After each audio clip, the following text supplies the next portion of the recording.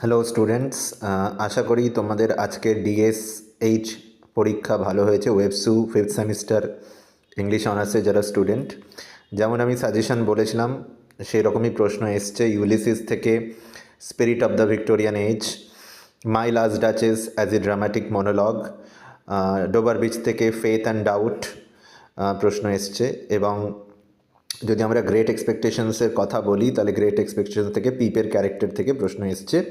The darker side of the Victorian society, সেটাকে পিপ কীভাবে represent করছে, এবং গ্রেট এক্সপেকটেশন কীভাবে ভিক্টোরিয়ান সোসাইটির একটা ক্রিটিক, এইটা একটা প্রশ্ন এসেছিল। আমি আগেই বলেছিলাম তোমাদের যে পিপের ক্যারেক্টারকে কেন্দ্র করে কিন্তু প্রশ্ন আসতে পারে। খুব তাড়াতাড়ি আমার চ্যানেলে DS9-এরও সাজেশন আমি আপলোড করছি, তোমরা সেটা ভালো করে দেখে নাও এবং চ্যানেলটা অবশ্যই সাবস্ক্রাইব করে রেখো, ভিডিওটা লাইক করে নিও এবং বন্ধুদের সাথে শেয়ার করে দিও।